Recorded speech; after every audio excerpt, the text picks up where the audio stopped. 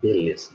Então, eu desejo uma ótima semana para todos nós. A gente está iniciando agora a nossa 13ª aula de microbiologia e imunologia, né? E o professor hoje ele vai iniciar um novo assunto, um assunto variado daquilo que a gente está habituado a estudar.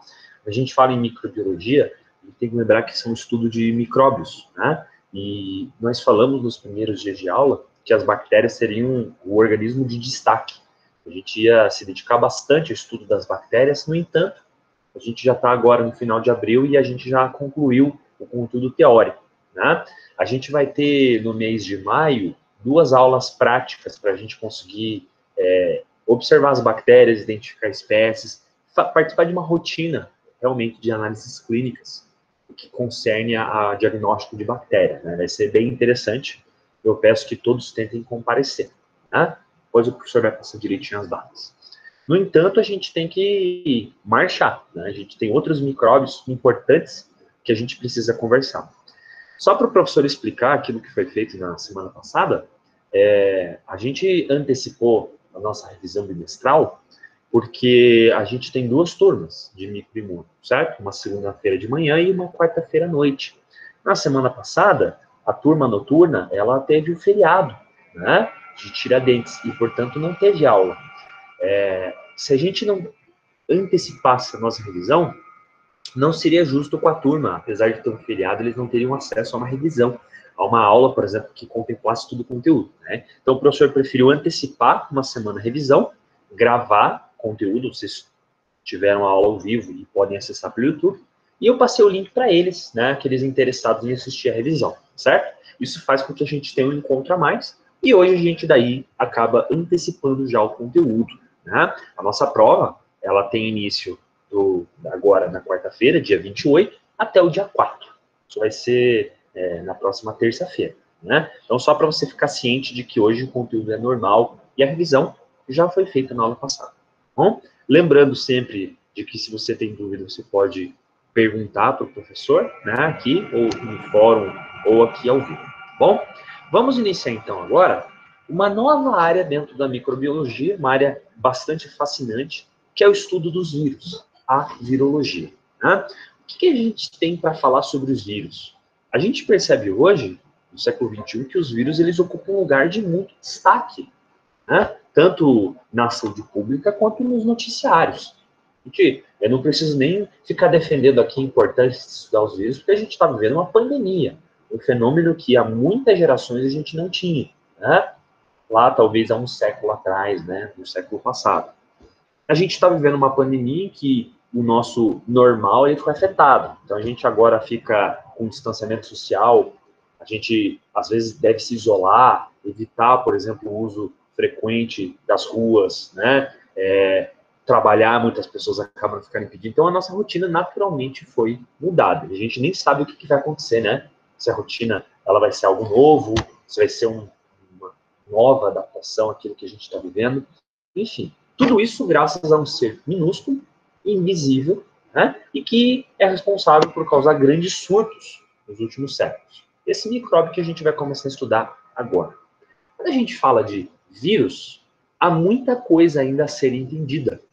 O estudo das bactérias ele começou 200 anos atrás. A gente sabe muita coisa sobre bactérias, né? É o organismo mais fácil de se observar, é um organismo, sobre muitos aspectos, mais previsível.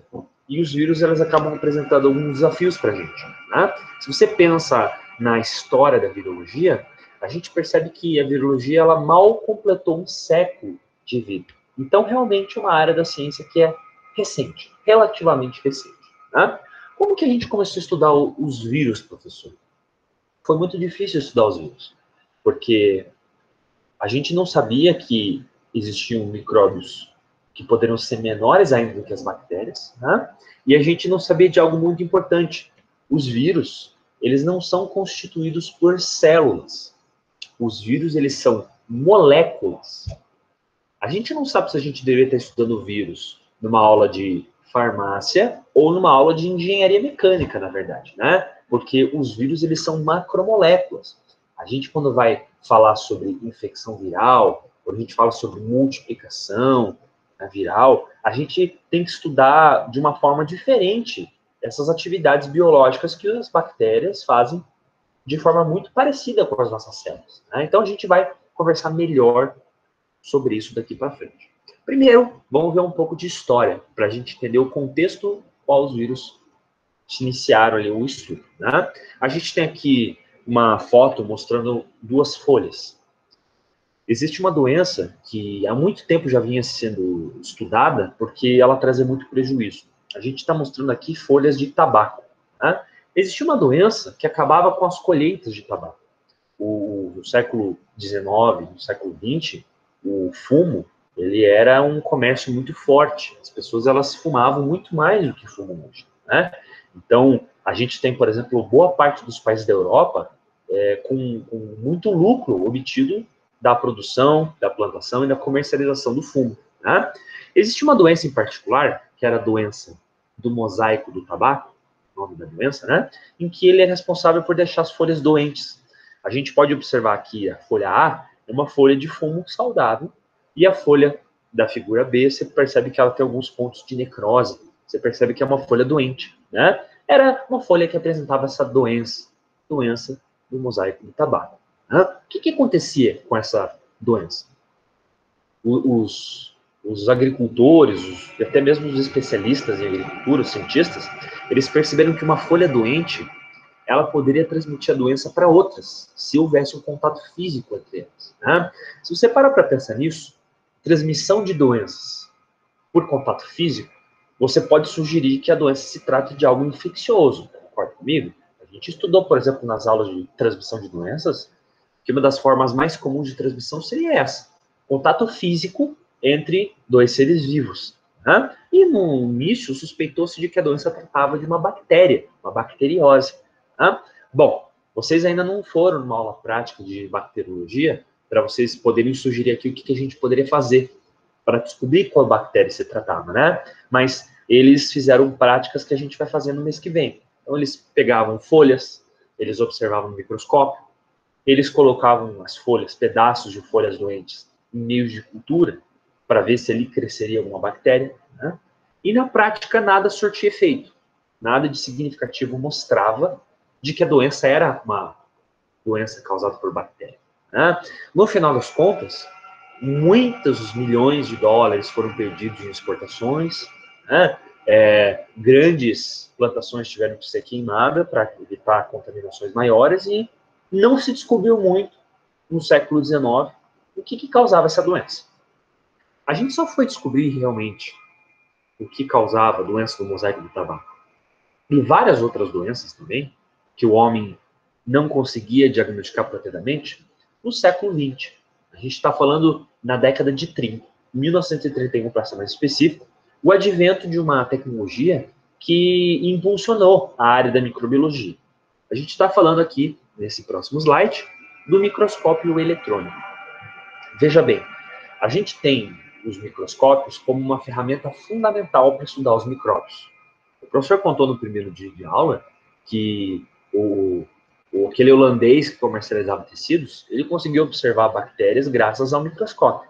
Mas o microscópio dele era um nome, né, para, na verdade, ele ter uma lente que ele usava a chama de uma vela para conseguir ampliar as amostras. Era um microscópio muito rústico. Né? De lá para cá, os microscópios foram melhorando. Então, a gente tem aquele microscópio de laboratório, que a gente chama de microscópio óptico, que é aquele microscópio que a gente pode ver células na aula prática de biologia celular, que a gente pode, por exemplo, ver amostras de bactérias em um laboratório.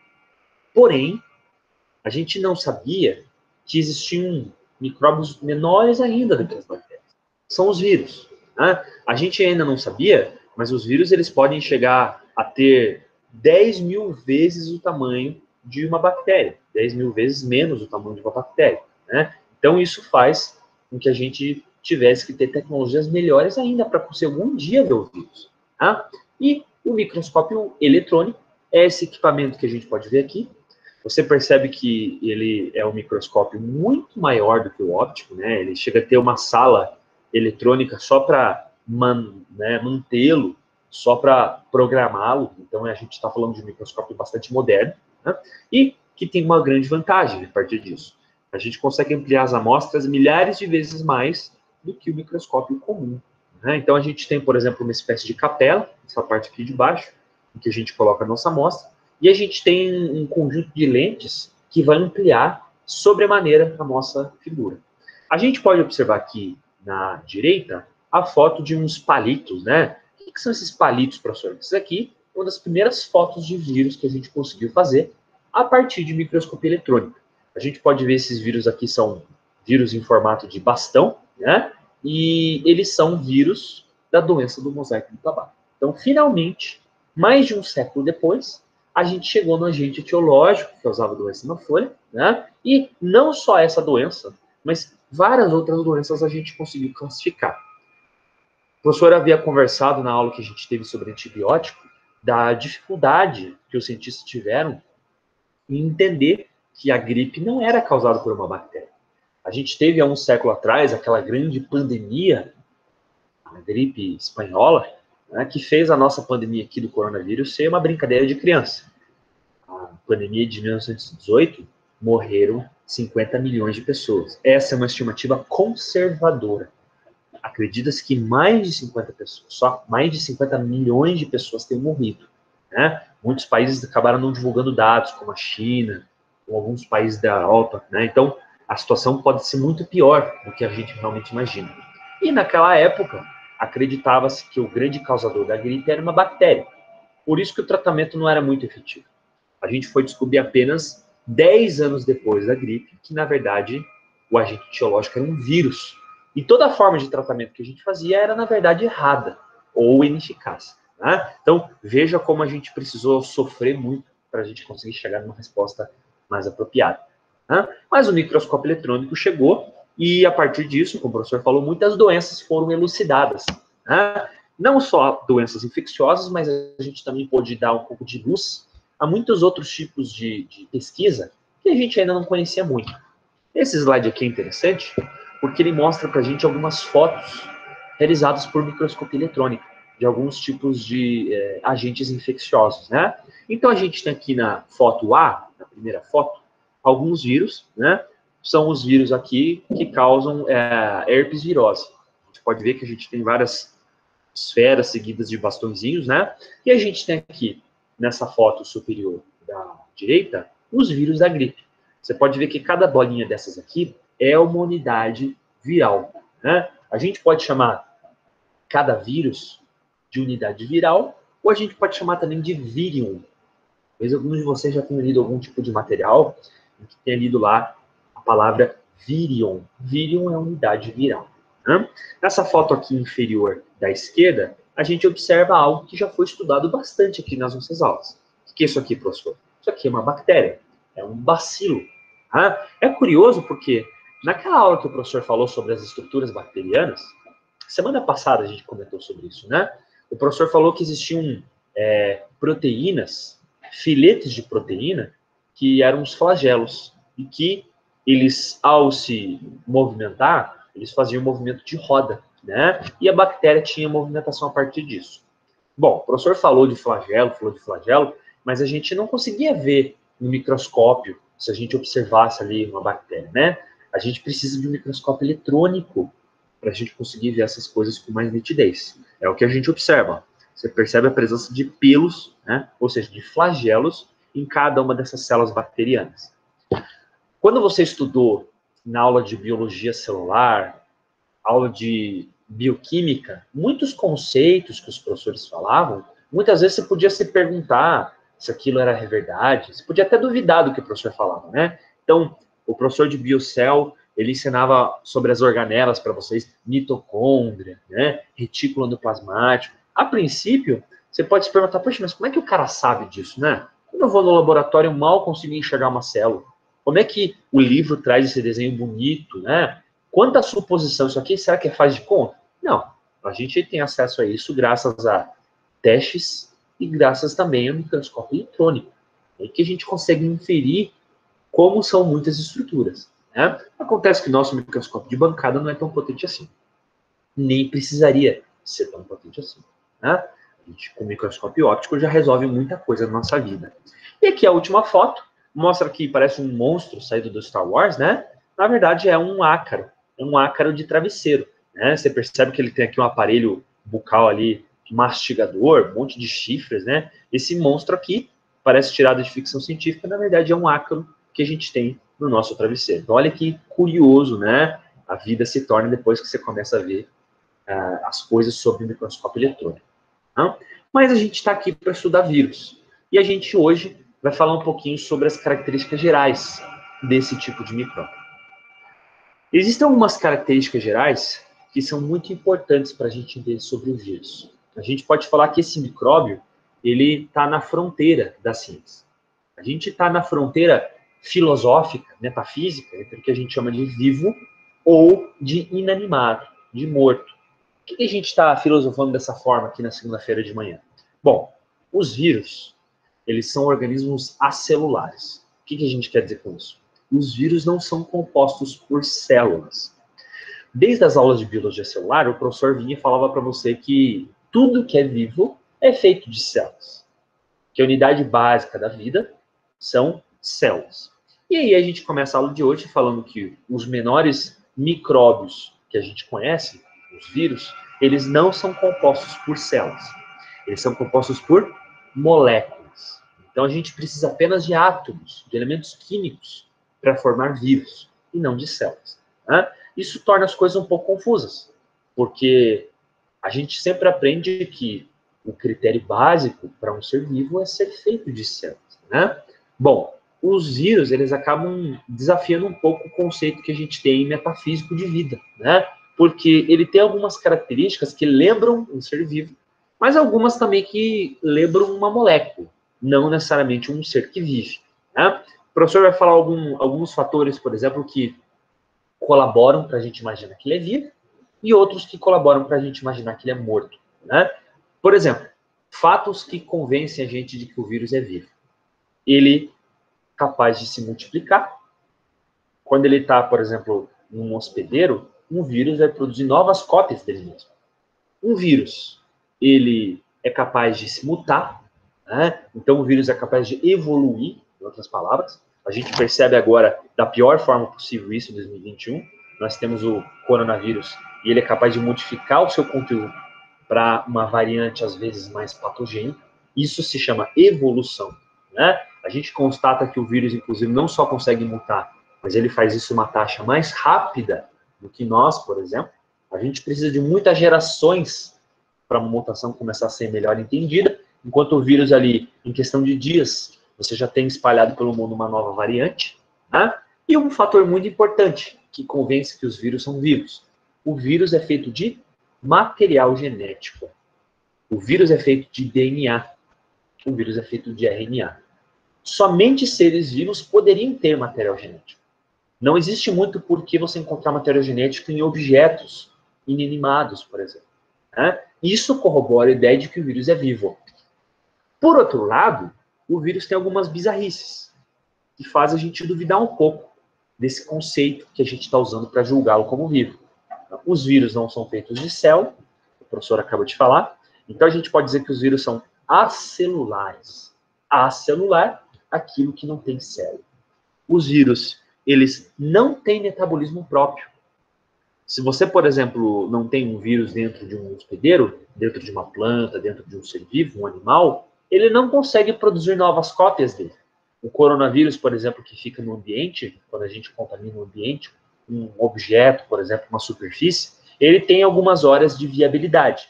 Então, a gente pode falar que ele está vivo, está passeando por ali. Não, ele está paradinho ali, uma molécula que é viável. Né? É uma armadilha que funciona se a gente coloca dentro da gente. Mas ele não está caminhando por aí, ele não tem consciência. Não, ele é uma molécula que, apesar de viável, ele fica completamente imóvel. E em poucas horas ele se inativa.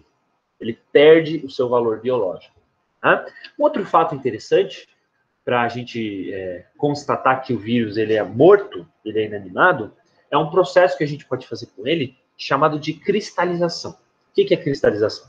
A gente consegue congelar o vírus, cristalizá-lo como se fosse uma molécula de proteína, por exemplo. Existem técnicas que a gente consegue cristalizar proteínas para a gente poder estudar posteriormente. É uma molécula que vai ficar inviável, inativa por muitos períodos de tempo. E é o que acontece com os vírus. eles podem ser cristalizados, né? É curioso porque quando a gente estuda, por exemplo, objetos antigos, e você faz uma vistoria minuciosa deles, você pode descobrir micróbios tão antigos quanto o objeto. Foi o caso, por exemplo, de uma expedição em que a gente examinou restos de uma múmia que data aí de milênios, né?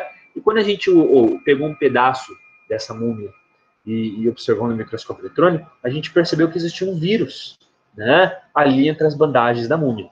Esse vírus, por acaso, ele estava cristalizado, ou seja, é um arranjo que ele faz para ele ficar ali hibernando. A palavra não é hibernando, tá uma palavra errada, né? Para ele ficar cristalizado por muito tempo. Então veja que curioso é essa história, né? Por outros motivos, o professor escreveu nesse slide que os vírus são vivos ou são mortos? Na prática, não há uma resposta definitiva. Não importa muito o que você acha, se o vírus é vivo ou morto. O importante é que eles são jogadores ali de valor na natureza. Então, eles são capazes, por exemplo, de levar material genético entre os seres vivos, né? Eles são capazes de causar doenças bastante graves. A gente está falando de coronavírus porque é modinha, a gente está vivendo a pandemia de coronavírus. Mas o professor, até um ano atrás, até 2 anos atrás, eu citava outras doenças, né? A gente, por exemplo, falava sobre Zika, sobre chikungunya, sobre dengue, sobre o vírus da raiva, sobre a gripe, que todo ano nos incomoda, sobre os vírus da hepatite, enfim, uma infinidade de doenças virais. E que a gente precisa conhecer melhor como sobrevive o agente patogênico. Tá? Esse próximo slide aqui, ó, ele facilita um pouco o nosso entendimento sobre os vírus. Aqui a gente tem algumas características gerais. Tá? Esse slide aqui é bastante importante para a gente definir melhor o que são os vírus. Bom, dentre as principais características dos vírus, nós temos 4. Primeiro, é um termo que a gente vai falar bastante aqui nas nossas aulas. Os vírus, eles são parasitas intracelulares obrigatórios. O que a gente quer dizer com esse termo? Parasita é todo ser vivo que precisa de um hospedeiro para sobreviver. Um hospedeiro para o seu metabolismo. É o caso dos vírus. Sem um hospedeiro, sem infectar um hospedeiro, não há como o vírus se multiplicar e sobreviver. Ele pode até ficar viável por muito tempo no meio ambiente, mas ele fica empacado. Né? A regra básica da biologia é você se multiplicar e gerar novos descendentes. E o vírus sem um hospedeiro não consegue fazer isso. Tá? Intracelular, porque diferente das bactérias que a gente estudava, aqui vem um fato importante. Os vírus, eles precisam entrar em uma célula para tornarem-se viáveis. Os vírus não ficam fora de células. Os vírus, eles precisam a todo custo entrar em uma célula para que ele possa usar toda a maquinaria da célula, todos os recursos que uma célula tem. Ele é uma espécie de piloto inconveniente que nós temos nas nossas células. E a gente coloca que ele é obrigatório, porque esse é o limite que ele tem. Né? Ele precisa infectar uma célula para sobreviver. Um outro ponto importante é que os vírus contêm um único tipo de material genético. Enquanto nós, seres vivos dotados de células, temos DNA e RNA, 2 tipos de material genético que interagem entre si, os vírus, eles vão ter apenas um tipo. Ou a gente fala que os vírus são DNA, ou os vírus são do tipo RNA. Tá? Isso agora não faz muito sentido, mas nas próximas aulas vai ficar um pouco mais claro. Terceira informação. Os vírus, eles contêm um invólucro de proteína que vai proteger o material genético. A bem da verdade é que se a gente olha um diagrama, um desenho esquemático de um vírus, como a gente vai fazer daqui a pouco, a gente percebe que o vírus é uma espécie de joia. A gente tem o material genético no seu interior, que é a parte mais importante, e a gente tem na parte externa um invólucro, uma capa de proteína. É como se fosse um diamante que é protegido por uma caixa de joia. Né? O vírus é isso. Ele não tem célula, ele não tem organela, ele não tem aqueles outros recursos, como a membrana plasmática, que a gente tanto estudava. Né? Então, a estrutura dos vírus acaba sendo bem diferente daquilo que a gente está habituado. E a última informação daqui, não menos importante, é que os vírus, eles precisam usar a maquinaria da célula para se replicar. Um vírus só se torna viável se ele tiver o metabolismo do hospedeiro para que ele possa se multiplicar. O que a gente tem como multiplicação de um vírus? a gente tem o vírus usando a maquinaria da célula, ou seja, as organelas, as moléculas, a energia que a célula é capaz de produzir, então moléculas de ATP, por exemplo, para que o vírus possa voltar isso para o seu metabolismo, né? É quase como uma pessoa, por exemplo, que vai visitar a casa de alguém e usa tudo que aquela casa tem, mesmo não sendo dela, para produzir sua comida, né? Então você tem, por exemplo, um ladrão que entra na tua casa e começa a usar ali o micro-ondas, começa a usar a geladeira, começa a usar a batedeira, o forno, para fazer sua própria comida, né? É um convidado indesejável, mas é o que acontece. O vírus, a custo próprio da célula, vai usar a maquinaria, a energia, para produzir milhares de novas cópias. Chega um momento em que a célula não é mais viável porque o vírus inutiliza os recursos, né? Isso é a doença. As pessoas adoecem de coronavírus porque o SARS-CoV-2 entra na célula, utiliza toda a maquinaria daquela célula, e quando a célula já está abarrotada de novos vírus, ela vai dar lugar à saída desses vírus, tendo um custo para sua viabilidade, né? Pense, milhares de milhares de células ao mesmo tempo, liberando novos vírus. Para quê? Para entrar em outras células e reiniciar todo esse ciclo. Coisa bastante curiosa, né? E bastante assustadora, se a gente parar para pensar. Aqui a gente tem um desenho esquemático mostrando um pouco, uma comparação entre vários tipos de vírus e outros tipos de células também. A gente tem, por exemplo, aqui, veja, nesse canto direito, essa bola gigante aqui, vermelha. O que é isso aqui, professor? Isso aqui é um glóbulo vermelho, uma célula do sangue, né? Você percebe que, comparado aos outros micróbios aqui do desenho, ele é tão grande que ele nem cabe na foto, né? Uma célula aqui tem esse diâmetro médio de 10.000 nanômetros. Uma célula do sangue é pequena, mas você consegue ver facilmente ela no microscópio. Mas, pelo desenho, você repara que existem micróbios bem menores. A gente tem aqui embaixo uma célula bacteriana que a gente comentou bastante nas aulas, Escherichia coli. Aquela bactéria proveniente das fezes. Escherichia coli é uma bactéria gram-negativa. Você percebe aqui que a bactéria ela tem 3.000 por 10.000 nanômetros. Mesmo sendo menor que o glóbulo vermelho, você repara que a bactéria é muito maior do que os micróbios que a gente tem aqui no meio da foto. E que são esses micróbios que a gente vai começar a estudar agora, os vírus. Veja como os vírus são pequenos comparado a outros tipos de célula. A gente percebe, em primeiro lugar, que existe uma variedade de formatos, né? Então, existem vírus redondados, vírus quadrangulares, a gente vai ver que existem vírus de formato geométrico, né? E a gente percebe que tem uma variedade em relação ao tamanho também. A gente tem vírus bastante pequenininhos, como o vírus do resfriado. Aqui, ó, o tal do rinovírus. Você acorda espirrando todos os dias, com coriza, graças a esse microscópio aqui, graças a esse micróbio aqui, ó, o rinovírus. Né? A gente tem outros vírus aqui também. O poliovírus, mesmo tamanho, 30 nanômetros, e que causa uma doença muito mais grave, paralisia infantil. Né? A gente tem vírus que são bem maiores.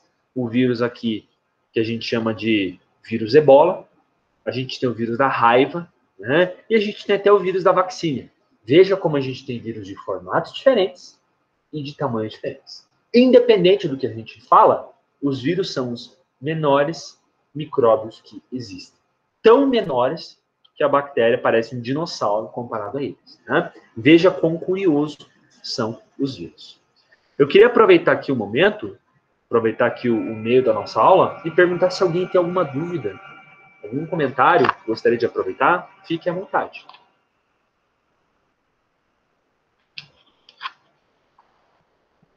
Tudo tranquilo? Até o momento? Então, beleza. Caso de dúvida, dê um grito aí para o professor. Beleza, daí. Vamos lá, então. A gente está falando dos vírus, né? E a gente precisa, inevitavelmente, fazer uma comparação dos vírus com as bactérias, porque são organismos chamados micróbios, né? É interessante a gente fazer um paralelo entre eles. Bom, primeiro, a gente tem aqui uma comparação de bactérias versus vírus. Tá? Vamos lá. O que a gente pode falar das bactérias em relação aos vírus? Primeiro, as bactérias não são parasitas intracelulares. As bactérias, elas coexistem com o nosso corpo, elas infectam a gente da mesma forma, mas elas não entram dentro de uma célula. Com raras exceções, Existem algumas bactérias que fazem isso, mas de forma geral, as bactérias vivem ali ao lado de células normalmente. Já o vírus não. O vírus, para infectar uma pessoa, precisa necessariamente penetrar no interior da célula. Então, sim, os vírus são parasitas intracelulares. Capacidade de ter os dois tipos de material genético, DNA e RNA. As bactérias têm. Assim como nós, a célula das bactérias apresenta DNA e também o RNA. Já os vírus, não. A gente geralmente, quando vai tratar de vírus, a gente classifica eles de vírus do tipo DNA, vírus do tipo RNA. Essa é a grande comparação que a gente pode fazer. Por exemplo, o vírus da gripe é um vírus do tipo RNA. O HIV é um vírus do tipo RNA. O herpes vírus, o vírus que causa herpes, é um tipo de vírus DNA. Então veja as diferenças entre os seres vivos, né? Entre os vírus, aliás. Terceira característica, sensibilidade a antibióticos. Aqui vem algo muito importante. Os antibióticos, eles foram desenhados para destruir bactérias. Portanto, sim, as bactérias são sensíveis aos antibióticos. Já os vírus, não. E aí vem um grande detalhe. Muitas vezes, nós usamos antibióticos para tratar doenças e a gente nem sabe se a doença que a pessoa tem é uma virose ou uma bacteriose. E mesmo assim, a gente usa antibiótico, né? Muitas pessoas que estão gripadas, por exemplo, elas consomem antibiótico e na prática não adiantaria. O antibiótico não tem um papel claro contra o vírus, né? Então, a pessoa está gripada, por exemplo, ela pode até tomar antibiótico, né, se ela tiver uma infecção secundária de bactéria, o que não acontece sempre. Uma criança tem rotavírus, que é um vírus que normalmente está associado à diarreia, né, e a pessoa toma antibiótico na esperança de que o antibiótico vai matar o rotavírus. Não é assim que funciona, né? Existem medicamentos chamados de antivirais, que a gente usa para destruir vírus, como o Tamiflu, por exemplo, né? Mas, diferente dos antibióticos, os antivirais, eles são muito específicos. Eles não podem ser usados em qualquer ocasião. Se assim fosse, a gente já nem mais estaria na pandemia, né? A gente ia usar, por exemplo, Tamiflu para tudo que é lado e o coronavírus já estaria morto há muito tempo. Não é assim que funciona, infelizmente, né? Quando a gente para estudar essas moléculas que o pessoal teve muito em voga aí nos últimos meses, cloroquina, né? A gente teve ivermectina. O que a gente pode falar desses medicamentos? Não há comprovação científica de que eles possam ser usados contra vírus. Antes de começar a pandemia, ninguém nunca nem tinha considerado usar esses medicamentos como antivirais, porque o mecanismo de ação deles não tem nada relacionado a matar vírus, né? É possível que eles funcionem? Se as pesquisas tivessem mostrado o contrário, até poderia ser possível. Se amanhã algum cientista conseguir mostrar dados convincentes de que ivermectina, cloroquina funciona, eu vou ser o primeiro na fila a tomar, né? Mas até o momento não existem dados claros de que eles funcionam. A gente pode ter médicos que insistem em tomar, farmacêuticos que insistem em dizer que funciona, mas a gente não tem comprovação científica. Você pode ter fé, né? Isso aí é de graça. Mas comprovação científica, até agora, ninguém tem.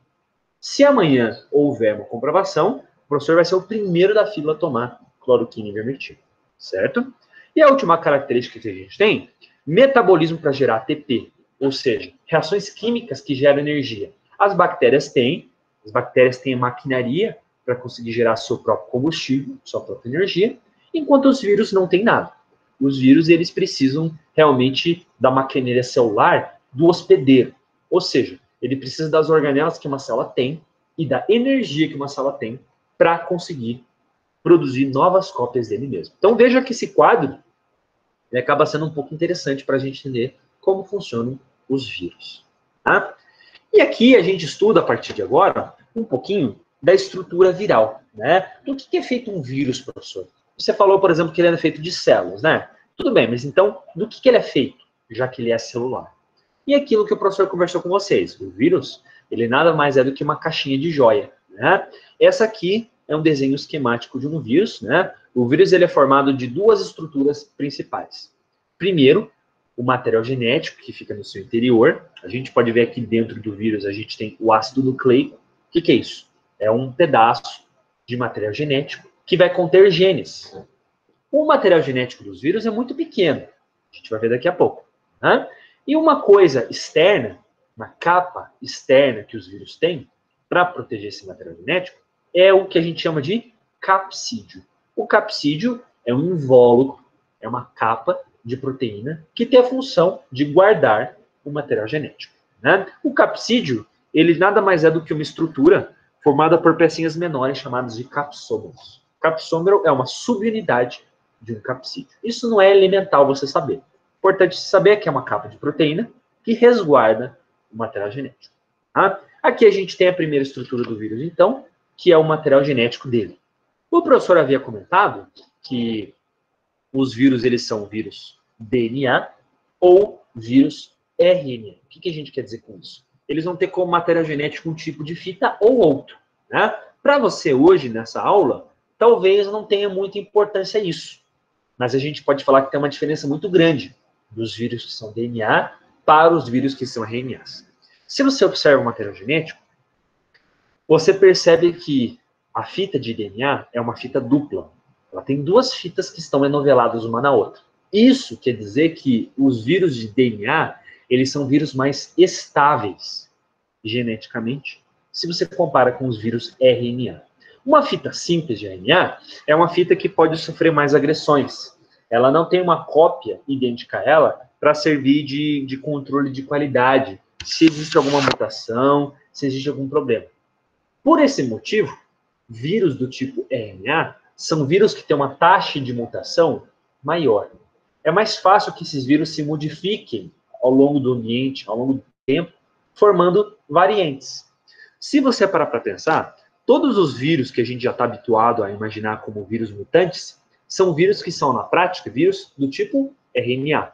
Veja, por exemplo, o coronavírus. Agora o mundo inteiro fica preocupado com as variantes que os Covids podem lançar. Né? Na Amazônia, a gente tem, por exemplo, uma variante, estava na Amazônia, agora já está no mundo inteiro, né? Uma variante um pouco mais patogênica, uma transmissão mais rápida, uma predileção maior por jovens comparado ao vírus original. Né? No Reino Unido, nós temos uma variante agressiva. Na Índia, nós temos duas novas variantes agressivas. Então, você percebe que os vírus já se modificaram. Por que os coronavírus já se modificaram, professor? 1 ano e meio aí de vida, praticamente, já se modificaram. A gente está falando de vírus RNA. Vírus que mutam mais rápido. O vírus da gripe é outra dor de cabeça. Todo ano, nós temos uma nova variante do vírus da gripe.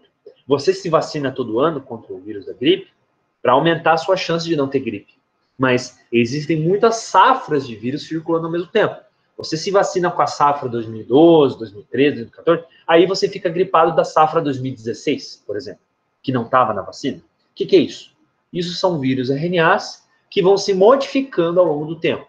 Eles infectam uma pessoa e ali ocorrem eventos que modificam o material genético dele, porque é um vírus RNA. Ele não tem um controle de qualidade tão grande assim contra mudanças. A gente pode ver aqui esses desenhos esquemáticos que mostram algumas variedades de vírus que a gente tem. Então, eu mostro aqui para vocês que a gente não tem só vírus DNA ou RNA.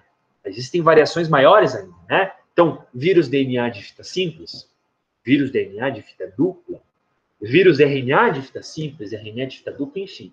É uma grande classificação, é uma grande salada de material genético e que não é necessário você decorar. Mas é necessário você saber que há grande variação genética entre os vírus. Grande variação de apresentação de material genético. Né? Olha só, o herpes vírus.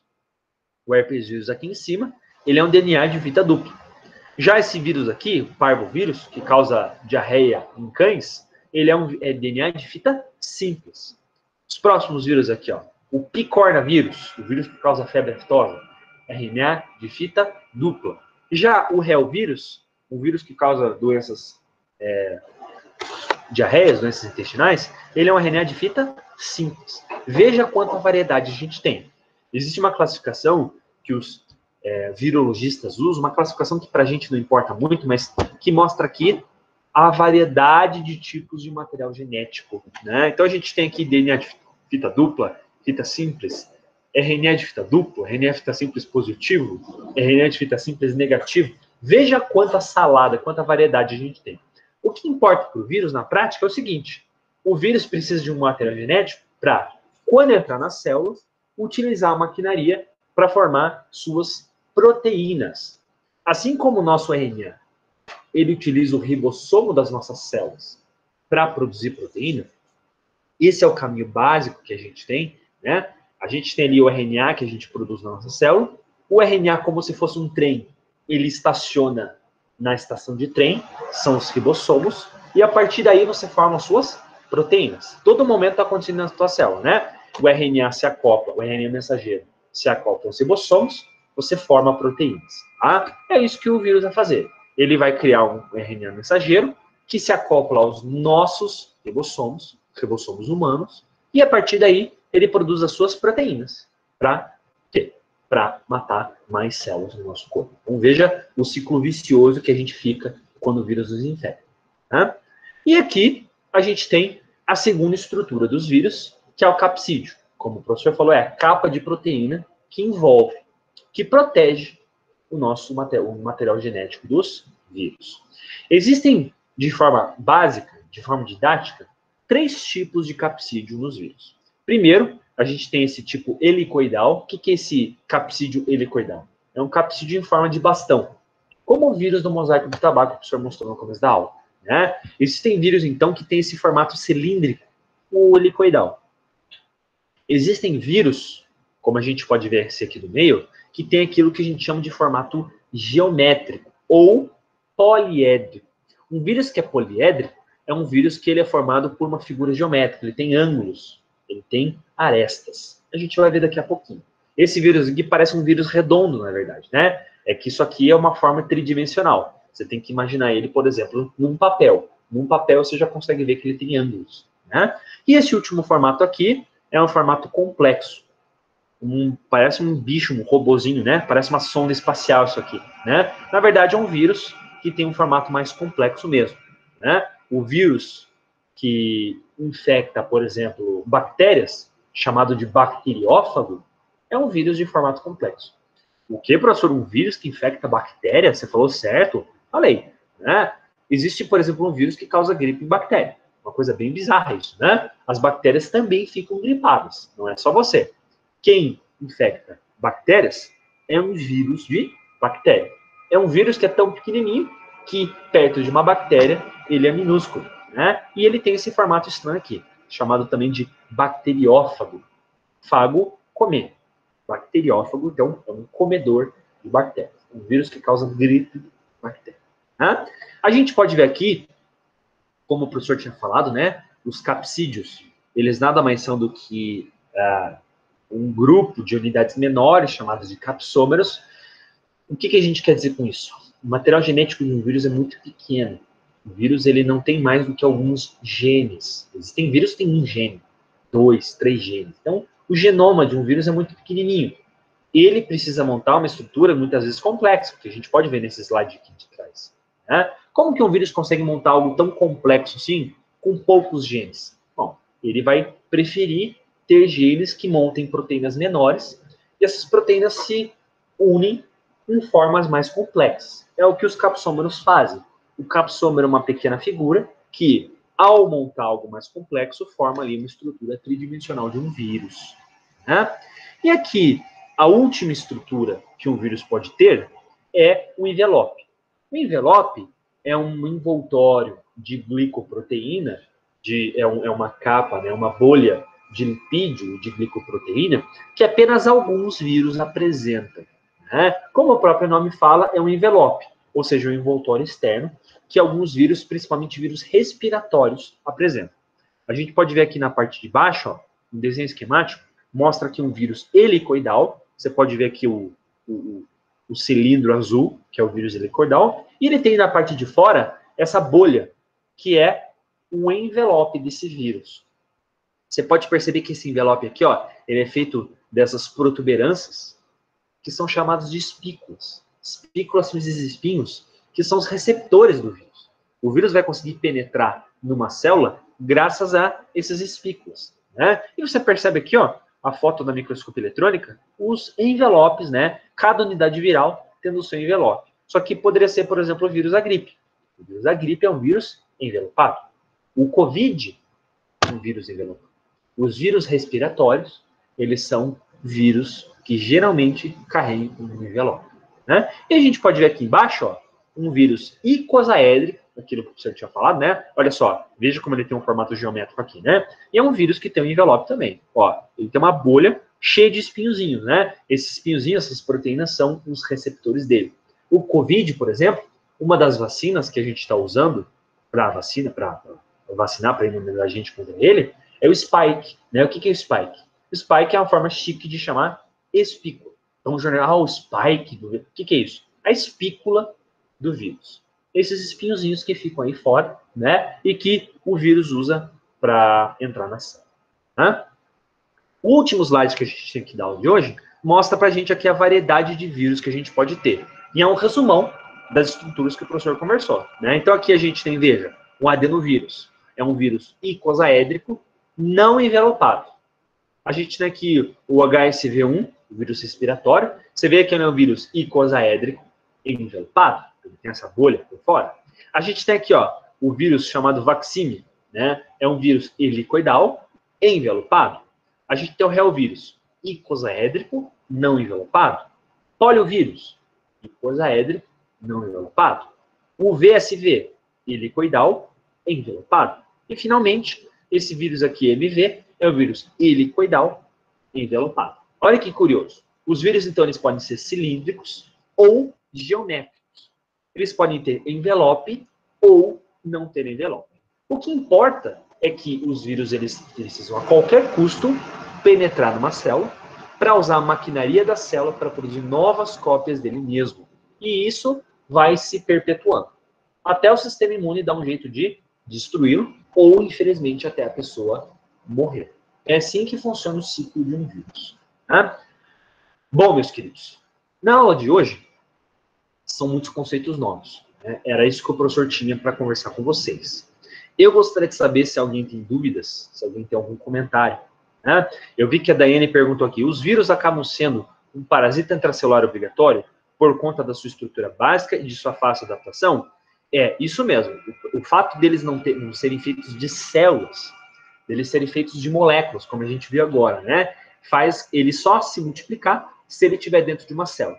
Porque, veja bem, na aula de biologia celular, o professor explicou para vocês, a professora, né? Explicou nomes de muitas coisas para vocês. Então, as organelas, tinha organela que produzia energia, outra organela que produzia proteína, outra organela que direcionava as moléculas para o local de origem. Então, você tem ali órgãos dentro da célula que tomam conta do metabolismo.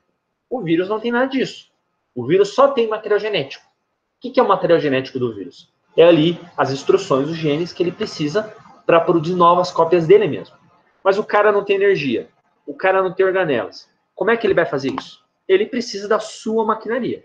É tipo um chefe de cozinha sem restaurante. Ele tem o livro de receitas dele, ou seja, o material genético dele, mas ele não tem restaurante. Então, o que ele vai fazer? Ele vai trabalhar no restaurante de alguém para produzir as suas próprias receitas. É um exemplo tosco, né? Mas que tenta mostrar para a gente o vírus com o seu material genético, ou seja, com os seus planos, mas sem estrutura física para produzir as suas proteínas. É isso. Tá? A gente, na próxima aula, vai entender melhor como ele funciona. Tá? Beleza, Dani. Vamos lá, pessoal. Mais dúvidas?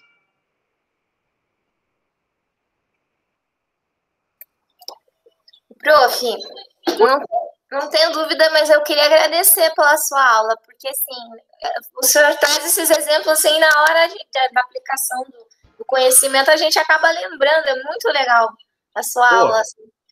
Que nossa, bom. Parabéns, o senhor tá é o seu dom mesmo. Opa, obrigado, fico feliz mesmo, né? É importante a gente deixar, às vezes, mais simplesinho, né? Pra gente, o professor gosta desse exemplo, porque no meu dia a dia, eu aprendo as coisas assim, né? Deixando as coisas, assim, mais exemplificadas. Que bom, obrigado. Obrigada aí. Alguém tem alguma dúvida, pessoal? Então, beleza. Olha só, o professor, então, agora esse é o nosso último encontro antes da prova, né? Eu desejo para vocês uma ótima prova, né? Assistam a revisão novamente, o professor deu dicas de várias das questões que vão cair. São 10 questões de marcar X, certo? Então, assim, só tem uma resposta correta. Então, estudem com calma. Só uma resposta correta. 4 erradas de uma correta, né? Vejam se a resposta ela não pode ter uma pegadinha. Às vezes, o professor tem algumas de pegadinha. Poucas, mas algumas podem ter alguma pegadinha. Então, leiam com calma. Tudo bem? Dito isso, eu desejo uma ótima semana e uma ótima semana de provas para vocês. Tudo bem? Um grande abraço. Obrigado. Até mais, pessoal.